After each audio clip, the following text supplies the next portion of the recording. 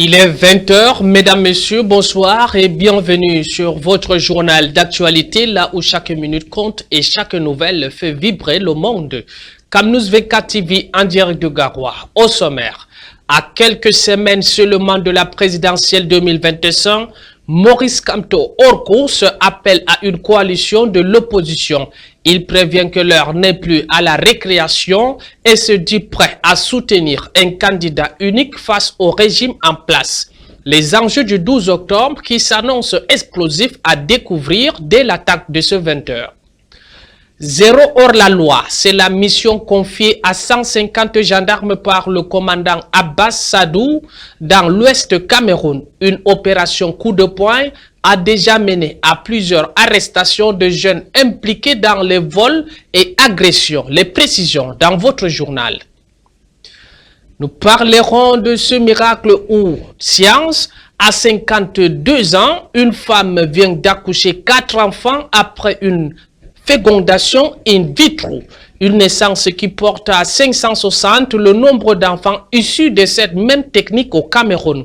Avec un taux de réussite de 35%, devant votre petit écran, vous verrez comment la médecine change le regard de la maternité tardive.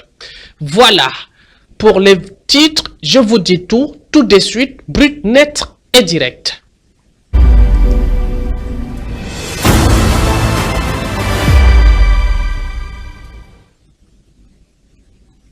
Vous êtes sur Camnews 24, émettant depuis Garoua, présidentielle 2025. À quelques semaines du scrutin, le professeur Maurice Kamto, hors course, appelle les candidats de l'opposition à former une coalition sereine en vue de renverser le régime en place. L'heure n'est plus à la récréation, dit-il, affirmant d'être prêt à soutenir un candidat consensuel à l'approche de l'échéance du 12 octobre. Le récit de Gladys Sigé Babandia. À moins d'1 mois du scrutin présidentiel, le professeur Maurice Kamto lance un appel solennel aux candidats de l'opposition engagés à la course au fauteuil présidentiel. L'homme politique exhorte ses candidats à dépasser leurs intérêts partisans pour donner au peuple camerounais une véritable chance d'alternance. Selon lui, un basculement politique est possible si les 11 candidats de l'opposition décidaient de se mettre tous derrière l'un d'entre eux parmi les plus expérimentés politiquement et dans la gestion de l'État. Face au camp du RDPC, il pourrait s'enclencher une dynamique populaire irrésistible qui rendrait la victoire inéluctable, écrit-il. Faute d'un candidat unique, une coalition regroupant plusieurs figures de poids pourrait, de l'avis de Maurice Kamto, créer une dynamique porteuse d'espoir. Par ailleurs, il insiste, n'inversons donc pas les rôles, écrit Maurice Kamto. La responsabilité politique première et cruciale est sur les épaules des candidats et non pas sur les épaules d'un quelconque faiseur de roi, expression qui pourrait flatter l'ego de certains, selon lui, rejetant ainsi l'idée de calcul personnel au détriment de l'intérêt général. Il s'adresse aussi particulièrement à 2 candidats issus du septentrion, les appelant à faire preuve de patriotisme et de sens du devoir pour répondre à ce rendez-vous avec l'histoire. Chers candidats de l'opposition à l'élection présidentielle prochaine, aidez les Camerounais à vous aider à réussir le changement dans la paix et par les urnes, en clarifiant la situation et en simplifiant le choix des électeurs par une alliance politique qui évite les affrontements entre vous et la dispersion des voix des électeurs qui ont soif de changement. En conclusion, le professeur Maurice Kamto invite l'opposition camerounaise à s'inspirer d'une métaphore sportive. Vous êtes 11, à l'instar d'une équipe de football, et il y a le pénalty de la victoire à tirer. Choisissez celui qui a les meilleures chances de marquer le but libérateur, lance-t-il à l'endroit de l'opposition. Elle aussi fait partie des candidats de l'opposition retenus dans la course à la magistrature suprême. Patricia Toumaïno Damdjodia a rencontré ses partisans à Paris dans le cadre d'une série de consultations avec tous les militants de l'UDC. L'objectif, écouter, échanger et enrichir son programme de campagne pour réussir l'alternance politique au Cameroun. Cyril Kwakam et Thierry Nana. De la diaspora camerounaise le reflète. Patricia Tomaino Ndamjoya à la rencontre de ses militants à Paris. Une démarche qui s'inscrit dans le cadre des consultations avec tous les militants de l'UDC. Rencontrer, écouter afin d'enrichir son programme en vue de réussir l'alternance politique au Cameroun. Ceux qui ont pris la parole, au moins 90% ne l'ont prise que pour apprécier et féliciter le candidat et accorder leur soutien. Lors de ces échanges, la présidente de l'UDC a prêté une oreille attentive aux propositions et aux préoccupations exprimées par ses militants en abordant les sujets variés liés au programme politique de la candidate, aux conditions de vie à l'étranger, ainsi que le rôle de la diaspora dans le développement national. Une rencontre appréciée et saluée par les participants. On y va, on n'a pas de doute. On sait qu'au soir du 12, elle sera proclamée présidente du Cameroun.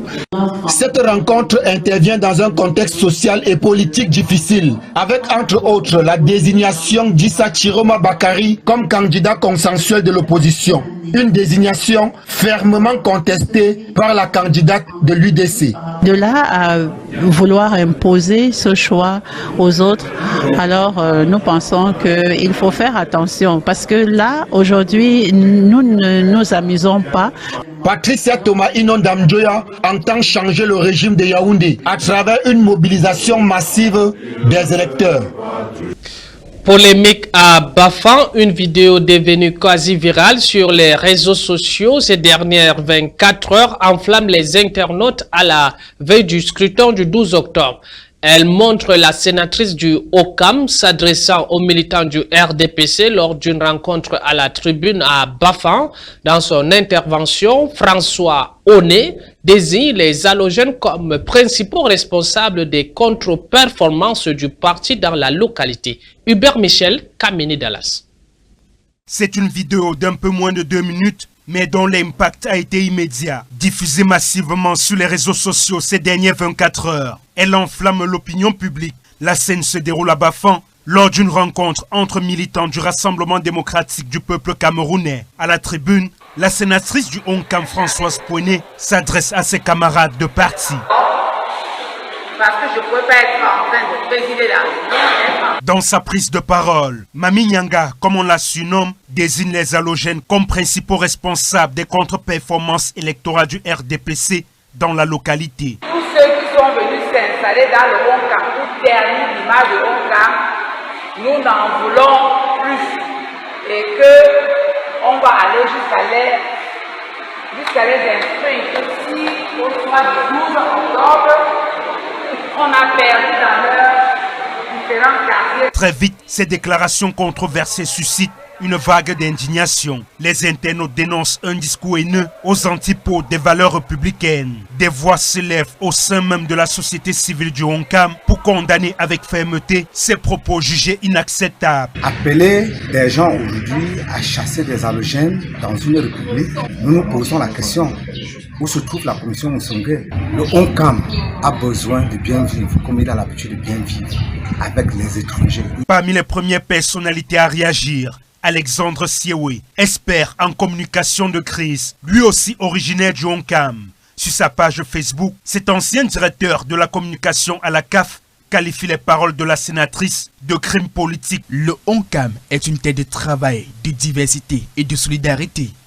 Quiconque prétend y importer la haine ou le tribalisme se place hors du pacte républicain et aucune élection ne doit être le prétexte à y s'aimer la division. La réaction officielle de la sénatrice du ONCAM sur ces faits troublants reste attendue. Fermons la page présidentielle, ouvrons la page d'actualité. À présent, électricité, la pénurie des compteurs prépayés plonge la population dans le désordre. De nombreux Camerounais se retrouvent privés d'électricité dans leur foyer malgré les démarches prescrites par l'entreprise mère Eneo.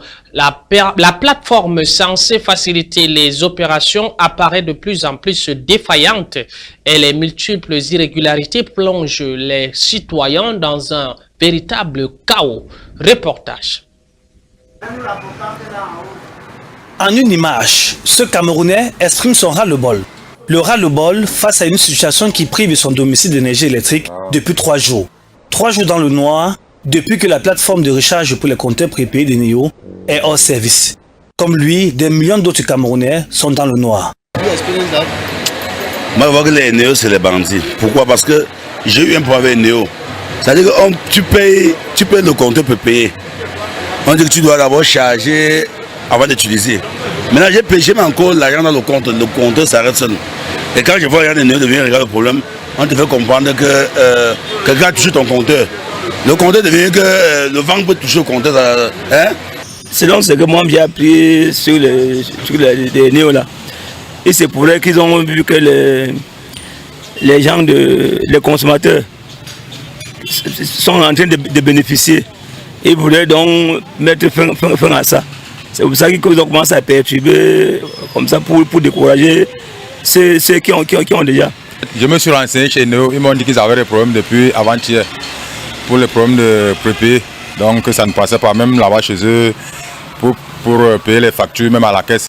Pour tous ceux qui utilisent les fameux compteurs prépayés fournis par la société Eneo, les 3 derniers jours étaient un véritable chemin de croix.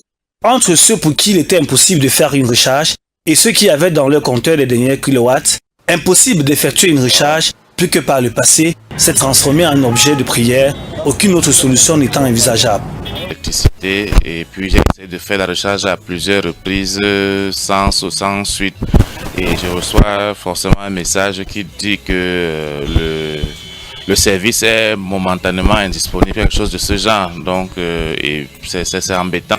Vu que ça fait au-delà de 6 mois, moi-même j'ai eu à payer un prépayé. Parce qu'aujourd'hui, je n'ai jamais été servi depuis 6 mois. Et selon un peu ce qu'on a entendu, c'est pour eux que les nouveaux acquéreurs de la société ne veulent pas entendre parler des prépayés. Du côté de la société en charge de la distribution de l'énergie électrique, Eneo, mis à part ce communiqué informant les clients de l'indisponibilité du service qui n'aura pas eu grand écho, aucune autre stratégie n'a été mise en place pour limiter les conséquences de cette panne. C'est un banditisme des organismes tués Camerounais. Hein? Donc avant on avait ce problème de lumière, mais aujourd'hui avec les machins ils font là, ce banditisme plus. Donc on ne veut même plus des Néo là, c'était bon pour eux comme ça là. Alors que tous les yeux sont rivés vers cette entreprise distributrice de l'énergie électrique au Cameroun, une seule question taraude les esprits des citoyens. Comment est-ce que ceci a pu se passer alors que l'on sait que l'État du Cameroun, via le ministère des Finances, avait soldé la totalité de la dette qui devait à cette dernière, afin que cette structure soit compétitive pour distribuer l'énergie sans anicroche. Violence faite aux femmes, ce fléau dépasse les frontières nationales. C'est le cas de Madeleine Msekan, fillette britannique disparue en 2007 au Portugal. Le principal suspect a été libéré mercredi en Allemagne, mais devra porter un bracelet électronique pendant les 5 prochaines années. Fuerten Bomers. Dissimulé sous une couverture, sur le siège passager, le suspect numéro 1 dans la disparition de Maddie McCann est désormais libre. Le multirécidiviste Christian Bruckner purgeait depuis 7 ans une peine pour le viol d'une touriste américaine au Portugal en 2005. Libérable, malgré son profil hautement sensible, la justice ne pouvait s'opposer à sa sortie, nous explique le procureur allemand en charge du dossier.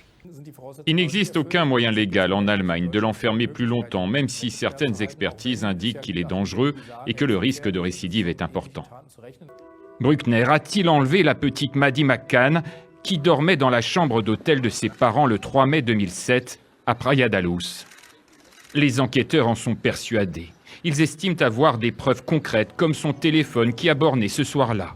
Des photos et vidéos de viols d'enfants stockées sur des clés USB auraient été découvertes dissimulées sur un terrain lui appartenant, ainsi que des mails décrivant le rapt d'une fillette de 3 ans en 2007. Il aurait évoqué l'affaire avec des proches en 2008, selon cet homme qui témoigne pour la première fois face caméra.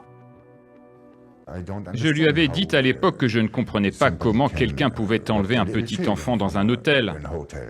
Et après, il m'a dit, elle n'a même pas crié. Pourquoi il vous a dit ça? Je crois que c'est sorti de sa bouche comme ça, sans faire exprès. Pour l'heure, le suspect nie toute implication et n'est toujours pas mis en examen.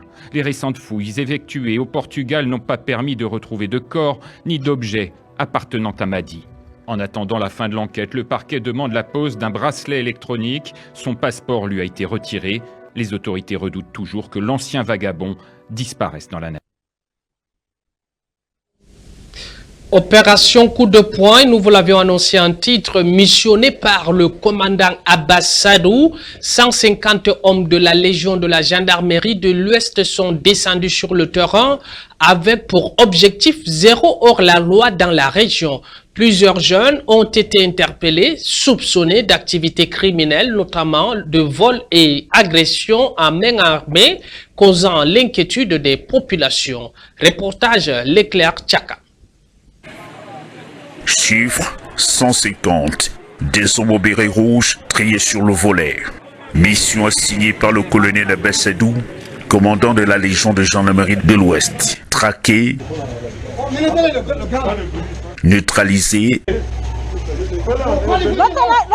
arrêter des hors-la-loi qui font perdre le sommeil aux habitants de plusieurs quartiers de la ville de Bafoussam. Top chrono, 48 heures, c'est le temps passé dans les entrailles de ce quartier. Une fois la nuit tombée, à l'aube, la moisson affiche 19 personnes suspectes, 2 véhicules, 13 motocyclettes d'origine douteuse. L'approfondissement des enquêtes va nous permettre d'établir une ou deux choses ainsi que les responsabilités. L'opération coup de poing baptisée Tentacule, rendue à sa 7e phase, tombe à pic. Permettre un bon déroulement de la rentrée scolaire et la campagne électorale qui va s'en suivre. Et nous sommes sur le terrain pour mener des opérations coup de poing sanctionnées par une opération de police dans un quartier criminogène de Bafoussam. La montée en puissance de l'insécurité dans ces quartiers de la capitale régionale du soleil couchant est attribuée en grande partie aux irrédentistes venus des régions du nord-ouest et du sud-ouest Cameroun, a-t-on appris de sources sécuritaires. On peut parler de la science où la volonté divine semble défier les limites médicales. Réponse à 0 francs. Une femme de 52 ans vient de donner naissance à 4 bébés suite à une fécondation in vitro avec un total désormais de 560 enfants issus de cette même technique au Cameroun. Un taux de réussite de grossesse de 35%. Cette naissance illustre les avancées significatives de la procréation médicalement assistée. Ogba Oeben Mofwa était sur les lieux. Et 19 minutes ce mercredi au bloc opératoire du Crasser. Un nouveau-né, garçon de son état, pousse son premier cri de bébé. Pour la petite histoire, la maman, âgée de 52 ans, Bayam Selam, originaire de la Liké, a, des années durant, fait des économies pour s'octroyer une fécondation in vitro. 4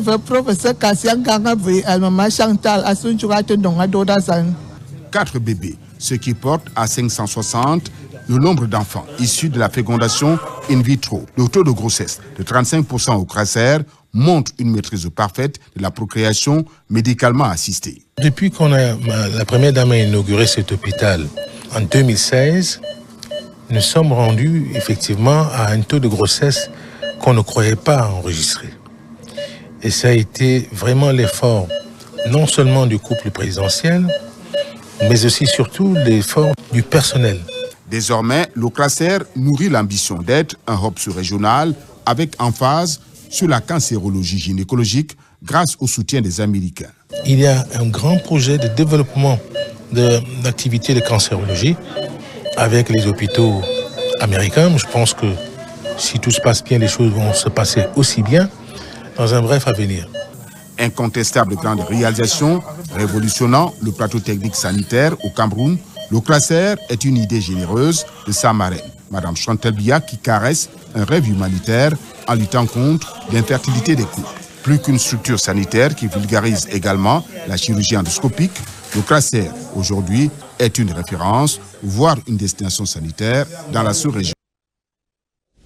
Restons dans la santé, mais plus cette fois-ci pour parler de la santé mentale. La prise en charge communautaire des patients par les spécialistes reste un défi majeur.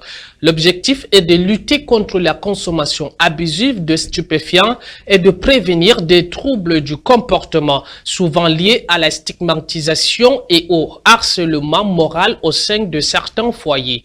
Chimel Baleba et Stéphanie Akono. Il faut faire preuve d'une imagination débordante pour deviner le parcours de ce jeune patient. Pourtant, c'est dans ce nid d'Ossouye qu'il avait choisi de séjourner avant sa guérison. Les diagnostics sont divers, il y a des schizophrènes, il y a des bipolaires, il y a des personnes qui ont développé des troubles du comportement suite à la consommation des substances psychoactives, donc les drogues. Le déterminisme génétique, c'est-à-dire qu'il y a un parent, un oncle, une tante, une maman, un papa qui a souffert des troubles du comportement et, comme je disais, les difficultés de la vie, ça peut être des problèmes conjugaux, les problèmes familiaux, les conflits, donc le fait de vivre dans des conditions, dans des climats conflictuels. Donc il y a plusieurs causes. Pour assurer la prise en charge communautaire des malades, les équipes sillonnent les coins et recoins des quartiers, des zones enclavées qui ne sont pas sans danger. Nous arpentons les rues de la ville à pied, c'est pas évident. Il y a même des difficultés sécuritaires aussi parce qu'on arrive dans des quartiers qui ne sont pas, on va dire, faciles. En outre, leur credo est de s'armer de patience, de courage et jouer en permanence le rôle de thérapeute. Elles font aussi face à la réticence des familles ou la rébellion des malades. On t'a parlé de la prison, mais tu n'arrêtes pas. Parce que ça empêche le médicament d'agir comme il faut. On a des désistements aussi. Il y a des familles qui disent non, on ne croit pas beaucoup à votre histoire. On préfère que notre malade sorte de cette prise en charge en communauté, quoi. Ces équipes assurent le suivi des personnes atteintes de maladies mentales et errantes, sauvées dans les rues pour le village de l'amour, une initiative du docteur Laure Menguene, puis réinsérées dans leur domicile. Environ 60 patients ont bénéficié de cette opération dans l'arrondissement de Yaoundé 7. La commémoration de cette nouvelle édition de la Journée mondiale consacrée à la santé mentale sonne comme une alarme à l'endroit des pouvoirs publics pour appuyer le personnel soignant et sauver le maximum de Camerounais prisonniers de ces troubles psychiques. Manifestation à Londres, quelques milliers de personnes ont défilé mercredi 17 septembre 2027 dans le centre de la capitale britannique pour protester contre le président américain Donald Trump en visite d'État de 2 jours au Royaume-Uni, ont rapporté des journalistes de l'AFP. Le récit de Sophie Ismaël. Drapeau anglais à la main, ces milliers de manifestants scandent leur slogan anti-immigration. Un rassemblement à l'appel du militant d'extrême droite Tommy Robinson, figure controversée au Royaume-Uni, ancien dirigeant de la Ligue de défense de l'Angleterre, un groupe désormais considéré comme terroriste dans le pays. La manifestation a rencontré un soutien inattendu en la personne d'Elon Musk. Apparu par visioconférence, l'homme d'affaires américain a pris la parole présentant Tommy Robinson comme un guerrier de la liberté d'expression persécuté par l'État et appelant à renverser le gouvernement actuel. Il faut un changement de gouvernement en Grande-Bretagne. Nous n'avons pas 4 ans devant nous, ou peu importe quand auront lieu les prochaines élections, c'est trop long. Il faut faire quelque chose, il faut dissoudre le Parlement et organiser de nouvelles élections. Derrière cette mouvance conservatrice, une autre figure de la droite ne cesse de grimper en popularité, l'homme du Brexit, Nigel Farage. Après s'être fait discret pendant quelques mois, son parti Reform UK caracole dans les sondages grâce à la vague anti-immigration et au soutien de l'Amérique trumpiste. C'est donc dans ce climat politique sans précédent au Royaume-Uni qu'est attendu Donald Trump, fervent défenseur du Brexit, aujourd'hui érigé en modèle d'avenir par l'extrême droite britannique. à tel point que le maire de Londres, Sadiq Khan, le tient pour responsable de la poussée de la droite nationaliste populiste britannique et mondiale. Ces dernières années, le président Donald Trump et son entourage ont sans doute le plus contribué à attiser les tensions politiques d'extrême droite à travers le monde. Le Premier ministre britannique Keir Starmer lui-même semble prêt à courber l'échine face à Donald Trump, malgré leurs divergences politiques, et ce pour espérer protéger son pays des droits de douane américains. Malgré l'accord commercial signé entre les deux pays, prévoyant des taxes douanières légèrement inférieures à celles appliquées à l'Union européenne voisine, le projet d'accord visant à mettre fin aux taxes sur l'acier et l'aluminium britannique a récemment été abandonné.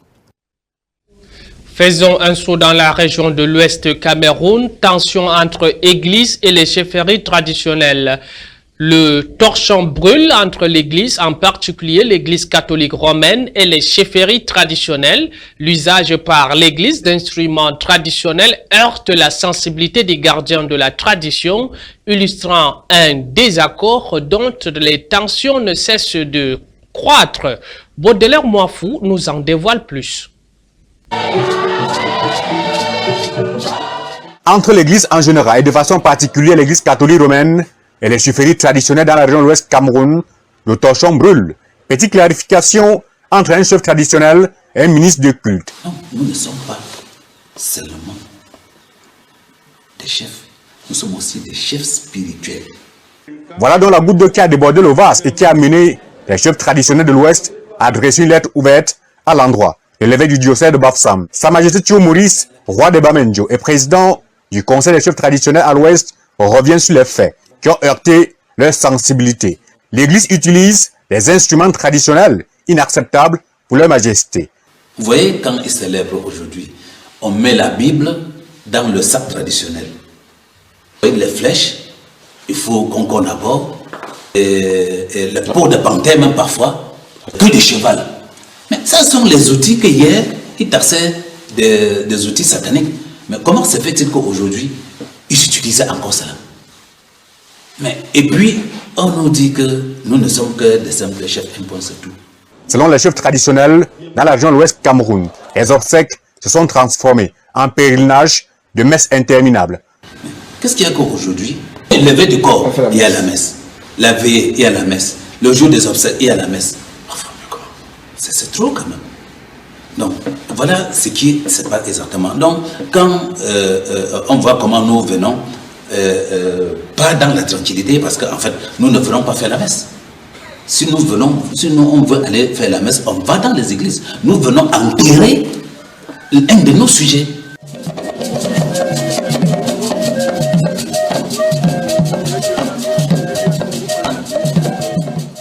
Pour les gardiens de la tradition, les célébrations eucharistiques lors des obsèques ont fait ombrage au rituel des morts. Aujourd'hui, on se rend compte que l'Église est en train de s'en accaparer au point que les obsèques se résument à la messe et la réception.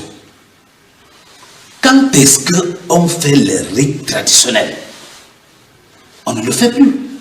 Nous sommes là pour protéger cela.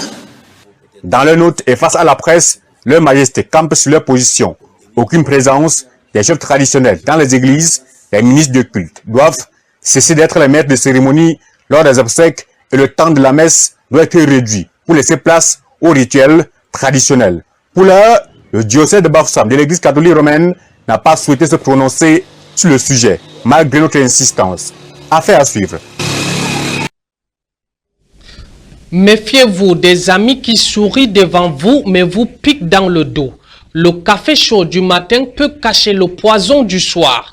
Tous vos projets et ambitions ne sont pas toujours les bienvenus pour eux. Certains s'en servent juste pour vous démolir. Choisissez bien à qui vous ouvrez votre cœur et vos rêves. Ainsi s'achève cette édition sur Camnews 24 Télévision, émettant depuis Garoua. Merci de votre fidélité. Retrouvez Emeline Doudou Amadou aux commandes de 20h demain, Inch'Allah.